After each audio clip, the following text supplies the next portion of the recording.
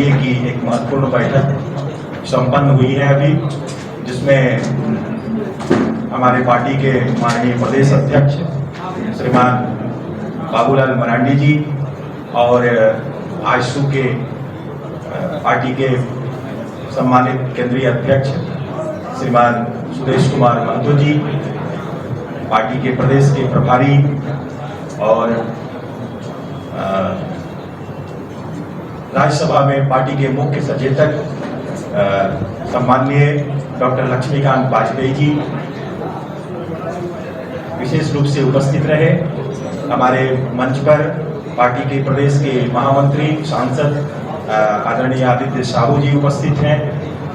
आजसू के माननीय विधायक डॉक्टर लंबोदर महतो जी, पार्टी के आजसू पार्टी के उपाध्यक्ष उमाकांत रजक जी, ऐसे सभी महानुभावों का मैं मंच पर स्वागत करते हुए और आप सबके बीच आज के बैठक के संदर्भ में अपने विचारों को रखने के लिए मैं आमंत्रित करता हूं। आपके बीच सर्वप्रथम मैं माननीय सुदेश महतो जी से आग्रह करता हूं कि आज की बैठक के विषय में और जो हमारी रणनीति उस संदर्भ में आप सबके बीच अपनी बात रखें।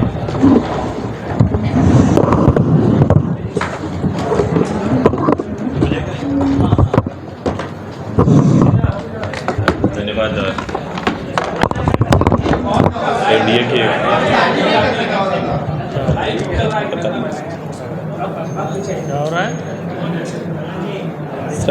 चले एनडीए के आज राज्य स्तरीय बैठक में श्रद्धेय हमारे इस प्रदेश के भारतीय जनता पार्टी के अध्यक्ष और पूर्व मुख्यमंत्री आदरणीय बाबूलाल जी, हमारे बीच इस प्रदेश के प्रभारी आदरणीय बड़े भाई डॉक्टर लक्ष्मीकांत वाजपेयी जी, प्रदेश के महामंत्री और हमारे राज्यसभा के सदस्य आदित्य साहू जी, हमारे पार्टी के उपाध्यक्ष उमाकांत रजक जी और पार्टी के general secretary doctor Lambodar Mahato ji, आज संयुक्त रूप से भारतीय जनता पार्टी और आजसू के सभी प्रदेश स्तर के नेता, प्रभारी, सभी प्रत्याशी, आदरणीय निवर्तमान सभी सांसद, विधायक और अलग अलग प्रभार के दायित्व के सभी जिले स्तर के पदाधिकारियों की संयुक्त बैठक आहूत की गई। बैठक में नेशनली राष्ट्रीय स्तर पर भारत का नेतृत्व करने वाले आदरणीय यशस्वी प्रधानमंत्री मोदी जी के नेतृत्व में उनके संकल्पों को इस प्रदेश में इस चुनाव के मार्फत सभी 14 लोकसभा में न केवल चुनाव संपन्न कराने बल्कि चुनावी रूप से 14 के 14 लोकसभा को एक बड़े अंतराल से विजय प्राप्त करने के संदर्भ में चर्चाएं हुई। समन्वय दलीय आधार पर और समन्वय जनता के साथ, पार्टी के अदना सा कार्यकर्ता जनता के साथ बेहतर रूप से संवाद बनाकर जो हमारा संकल्प, देशव्यापी संकल्प है, उसको यथावत रूप से जनमानस तक ले जाना और अपने वोट प्रतिशत को बड़ा करना। इस चुनावी पर्व में, त्यौहार में कोई छूटे ना, हर किसी का योगदान हो और भारत निर्माण के संकल्प को पूरा करने में हर किसी की हिस्सेदारी सुनिश्चित हो। इन सभी विषयों पर चर्चाएं हुई। अब सभी अलग अलग प्रभार और दायित्व के पदाधिकारी आज के बाद से इस मिशन में काम करेंगे। हम सभी लोगों ने इस लक्ष्य को साथ किया है और सभी मिलकर इस विजय अभियान में सभी लोग भाग लेंगे और सपनों को साकार करेंगे।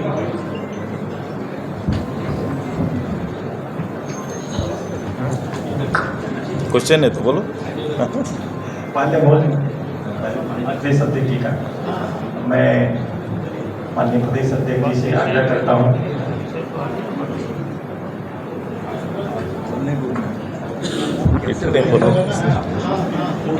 चलिए भाई, बहुत बहुत धन्यवाद आप सबको। और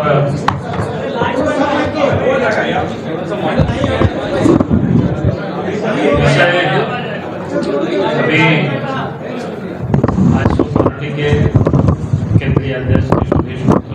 विषय को रख दिया है। क्योंकि एनडीए गठबंधन दल की एक बैठक थी यहाँ पर, और जिस दल के प्रत्याशी जो चुनाव के अखाड़े में है तो उसके प्रदेश स्तर पर पहली बैठक थी। हम सब लोगों की प्रयास होगी कि भाई लोकसभा स्तर पर भी, विधानसभा स्तर पर भी और जिला स्तर पर भी, यानी लोकसभा चुनाव को जीतने के लिए एक समन्वय स्थापित करना, उसकी एक शुरुआत है, ताकि पार्टी के एक एक कार्यकर्ता चुनाव में जो लग जाए। और जैसे कि बताया कि आपको झारखंड में पिछले 2019 के चुनाव में 14 में से 12 सीट एनडीए गठबंधन के पास था।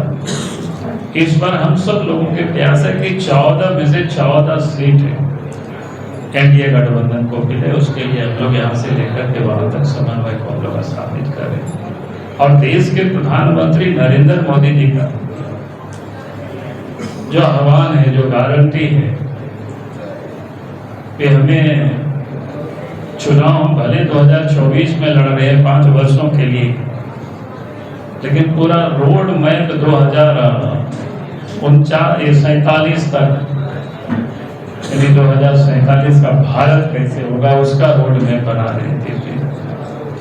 और इसलिए आप सब लोगों ने देश के प्रधानमंत्री का कल भी आप सब ने सुना था, जब रिजर्व बैंक के को मुंबई में संबोधित कर रहे थे, तो उन्होंने साफ साफ कहा कि सरकार बनते ही सरकार ने तो अगला 100 दिन का कार्यक्रम को तय कर रहे हैं, तो आप सब लोग भी तय करें और दूसरे दिन से ही काम हो।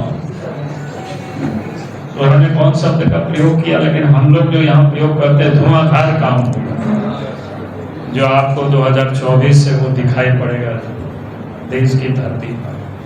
तो सपना को पूरा करने के लिए एनडीए गठबंधन झारखंड प्रदेश से 14 के 14 सीटें जीत करके, जिता करके तो लोग मोदी जी को और मजबूत करेंगे, ताकि भारत विकसित भारत बने। उसी के अभियान में हम सब लोग ये प्रथम बैठक था। आगे हम लोग इसी प्रकार से नीचे स्तर तक इस समन्वय हम लोग स्थापित करेंगे। बहुत बहुत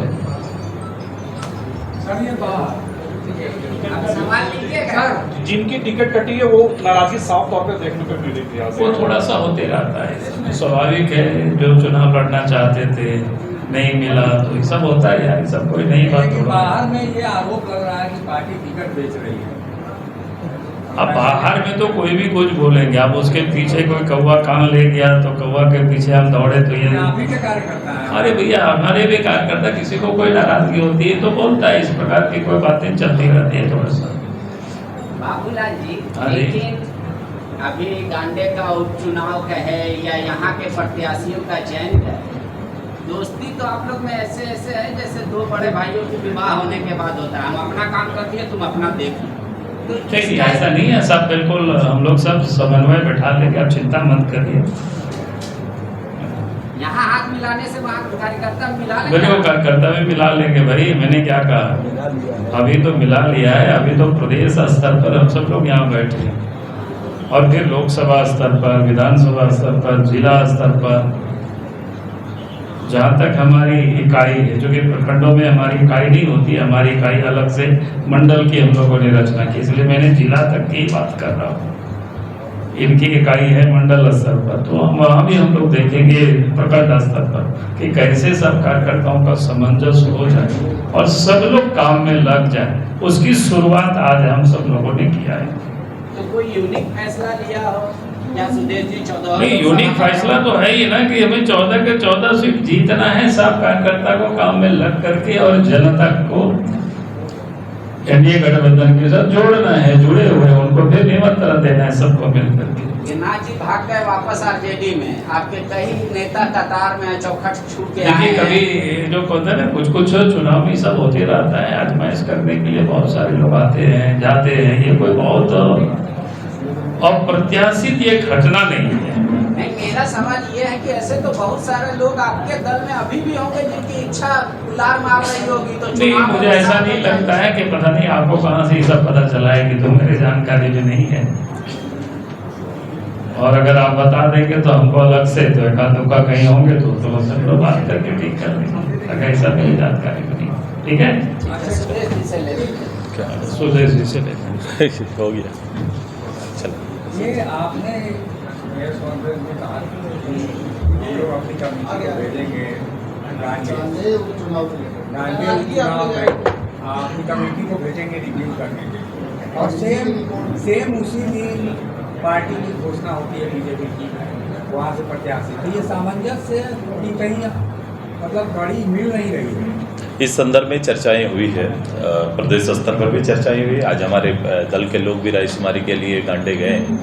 कॉन्ग्रेस बातें आएंगी, वहाँ से जो बातें सुझाव जो उठ के आएगा एनडीए के पटल पर रखेंगे और उसका समाधान करेंगे। अभी जो आप समन्वय में है, साथ में है, लेकिन आपके मुद्दे और बीजेपी के मुद्दे में थोड़ा सा अंतर दिखाई देता है। कई मुद्दों पे ऐसा नहीं है, लोकल रहते हैं। नहीं, ये चुनाव लोकसभा का है और पूरा ध्यान उसी को ध्यान में रखते हुए हम सभी लोग काम कर रहे हैं। रीजनली मुद्दे जो राज्य में हमेशा कहा कि रीजनली चेहरा हमारा जो प्रत्याशी होंगे वो रीजनल चेहरा होंगे देश के पटल पर, और हमारी तैयारी रहती है कि एक समन्वय है राज्य सरकार और भारत सरकार के बीच में एक बेहतर समन्वय बनाने के लिए रीजनल मुद्दों को बेहतर रूप से उसका हल निकले, इसकी पहल और उसका नेतृत्व हमारी पार्टी करेगी। आप कई बार मुद्दा उठाएं, पेपर बेच रहा है, भविष्य बेच रही है वर्तमान सरकार। पेपर लीक का मुद्दा कई स्टेट में है, आपकी सरकार ने सिर्फ एक कानून बना दिया, क्या उससे समस्या का समाधान होगा? छात्र तो आपसे भी पूछेंगे कि कहाँ है हमारा 2 करोड़ नौकरी। निश्चित रूप से जब पुराने संकल्प पर जाएंगे तो कोशिश सरकार की ये होती है कि जितने संकल्प लिए गए उस संकल्प को अधिकतर पूरा किया जाता है और उसकी कोशिश की जा रही है। इसमें आप पाएंगे कि भारतीय जनता पार्टी एनडीए के द्वारा जो भारत सरकार ने जितने संकल्प लिए थे उस संकल्प पर अधिकतम काम हुए हैं या फिर उसका रोड मैप तैयार है। बाकी संकल्प बाकी दलों के या फिर जो गठबंधन सामने है उनका किसी स्टेट वाइज, उनका तो नेशनली कोई फंडिंग है ही नहीं है, नेशनली कोई उनका बॉन्डिंग है ही नहीं। जब उनका नेशनली बॉन्डिंग नहीं है तो सभी लोग सेपरेट हैं, अपना अलग अलग स्टेट से आते हैं और अपने अलग अलग स्टेट के अलग अलग बातें उनकी है। वो कभी भी तो नेशनली बॉन्डिंग नहीं, हम तो नेशनली बॉन्डिंग है कई चीज़ों पर। और मैंने कहा ये मेरा दायित्व बनता है इस प्रदेश के अंदर और इसके ज्वलंत विषय जो देश स्तर पर या देश के पटल पर जिनका हल होना है हम उसका नेतृत्व करेंगे और आदरणीय मोदी जी के साथ बैठ के उसका हल निकालने का काम करेंगे। एक आखिरी सवाल, रविंदर पांडे जा रहे हैं दूसरे दल में, आपकी टेंशन बढ़ी हुई है? नहीं, रविंदर भाई मैं उस दिन भी कहा था कि रविंदर भाई परिवार के सदस्य हैं और ये बातें जो अन्याय ये ऐसे ही अन्याय रूप से उठाई जाती है कि कौन कहाँ जा रहा है। मैंने कहा कभी भी किसी भी प्रत्याशी या किसी का नेता का विचार पार्टी के विचार से ऊंचा नहीं हो सकता है। अगर पार्टी के विचार से ऊंचा कोई देख रहे हैं तो फिर पार्टी की धाराओं और पार्टी के विचार में वो बंधा हुआ व्यक्ति नहीं माना जाता है। रविंदर भाई मेरे परिवार के हैं, मेरी कोशिश अंतिम समय तक रहेगी वो परिवार का हिस्सा रहेगी।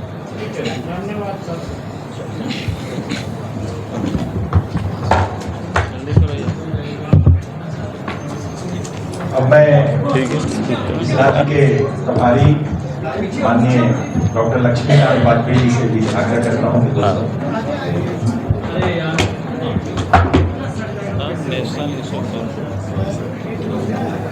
भारतीय जनता पार्टी के हमारे नेता जिनके नेतृत्व में हम चुनाव लड़ रहे हैं, उन्होंने एक मूल मंत्र दिया है क्रांति धरा से। ये चुनाव भ्रष्टाचारियों को बचाने का और भ्रष्टाचारियों को सजा दिलाने वालों के बीच का चुनाव है। और उन्होंने ये कहा कि हर हालत में हम भ्रष्टाचारियों को सजा दिलाकर रहेंगे, किसी कीमत पर उनको बख्शेंगे नहीं, और उनके द्वारा जो जनता का धन लूटा गया उसे वापस लाकर उसी व्यक्ति तक पहुंचाने का काम करेंगे, जनता तक वापस करेंगे। इस पर ये चुनाव है। छोटे छोटे मुद्दे, क्षेत्रीय मुद्दे तो बाद में निपटते रहेंगे, राष्ट्रीय मुद्दों पर चुनाव है। लोकसभा का चुनाव है, जैसा आदरणीय स्वदेशी ने कहा। जब विधानसभा का चुनाव आएगा तो विधानसभा की बात कर लेंगे। आज की तारीख में हर हालत में विकसित भारत, आत्मनिर्भर भारत, भ्रष्टाचार मुक्त भारत बनाने के लिए ये लोकसभा का चुनाव है। और ये चुनाव में जब 400 पार, अब की बार फिर मोदी सरकार, तो पूरा एनडीए इस पर संकल्पित है और हम 400 पार करेंगे। और उसमें 14 सीट झारखंड से एनडीए की जाएंगी जीतकर। इसके लिए मिलकर काम कर रहे हैं और आज उसके लिए प्रारंभिक बैठक भी हुई है और लगातार बैठक करके काम को जोड़ेंगे। हर हालत में 14 की 14 सीटें जीतेंगे और गांडे का भी जो अंतिम निर्णय होगा, जो प्रत्याशी लड़ेगा एनडीए का, अंतिम प्रत्याशी गांडे का जो होगा वो चुनाव जीतेगा। अब की बार भारतीय जनता पार्टी और एनडीए ये भी दिखाएंगे।